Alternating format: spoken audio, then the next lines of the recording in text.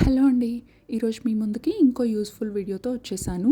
Caste ఐరన్‌ని seasoning చేసుకోవడం ఎలా, తర్వాత దాన్ని టెస్ట్ చేసి చూపిస్తాను. ఫస్ట్ అయితే విమ్ లిక్విడ్ ఏసుకొని ఇక్కడ చక్కగా ఇలా తోమేసుకోవాలి. నేనైతే ప్రతిసారి ఆయిల్ అప్లై చేసే పెడతాను. మీకు చూపెట్టడం కోసం పెనాన్ని అలా వదిలేసాననమాట. అలా తోమి కడిగేశాక కాసేపు స్టవ్ మీద పెడితే తడంతా పోతుంది. తర్వాత ఇలా కొంచెం ఆయిల్ వేసి టిష్యూ పేపర్ కానీ, క్లాత్ కానీ తీసుకొని చక్కగా మొత్తం కింద పైన అప్లై చేసేసేయాలి. ఇలా అయితే ఎన్ని రోజులైనా తుప్పు పట్టదనమాట.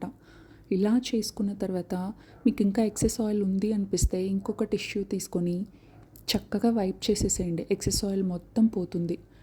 ఇలా చేసుకున్న తర్వాత ఇది ఎంత బాగా పనిచేస్తుందో మీకు ఇప్పుడే వేసి చూపిస్తాను. నేనైతే ఈరోజు దీని మీద దాల్ రొట్టె వేస్తున్నాను. దాల్ రొట్టె మా ఇంట్లో అందరికీ చాలా ఫేవరెట్ అండి. మా పాప అయితే వారానికి 2-3 సార్లు పెట్టినా కూడా ఇష్టంగా తింటుంది. మా హస్బెండ్కి కూడా అంతే ఇష్టం. ఇలా పెనం వేడెక్కాక కొంచెం ఆయిల్ వేసి ఇలా రొట్టెపిండి వేసుకోవాలి. సిమ్లోనే పెట్టాలండి. అప్పుడే క్రంచీగా బయటంతా క్రంచీగా వస్తుంది, లోపల సాఫ్ట్గా ఉంటుంది.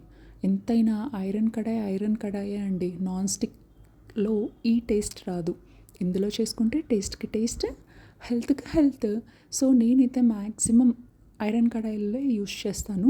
నాన్ స్టిక్ కూడా ఉన్నాయి, బట్ చాలా తక్కువగా యూస్ చేస్తానన్నమాట. చూసారా ఎంత మంచి కలర్ వచ్చిందో.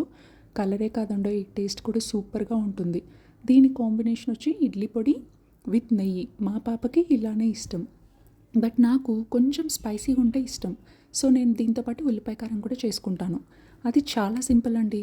ఎలా చేస్తారంటారా? కొంచెం ఉల్లిపాయలు, అందులో కొంచెం సాల్ట్, కొంచెం కారపొడి వేసి మిక్సీకి వేసేస్తే ఉల్లిపాయ కారం రెడీ. ఈ 2 కాంబినేషన్స్తో తింటే చెప్తున్నాను, 1 కాదు 2 కాదు 3 కూడా అవ్వలీలగా తినేయచ్చండి. అంత బాగుంటుంది. ఈవెన్ చట్నీ ఉల్లిపాయ కారం కూడా బాగుంటుంది. చట్నీ చేయడానికి ఓపిక లేనప్పుడు, టైం లేనప్పుడు ఇలా పొడి ఉంటే పొడి విత్ కారం లేదా ఓన్లీ పొడితో కూడా తినేయచ్చండి. సూపర్ అంటే సూపర్ ఉంటుంది, నన్ను నమ్మండి. ఇంకొక యూస్ఫుల్ వీడియోతో మళ్ళీ కలుస్తాను. నా వీడియో కనుక మీకు నచ్చుంటే లైక్ చేయండి, షేర్ చేయండి, సబ్స్క్రైబ్ చేయండి. And thanks for watching.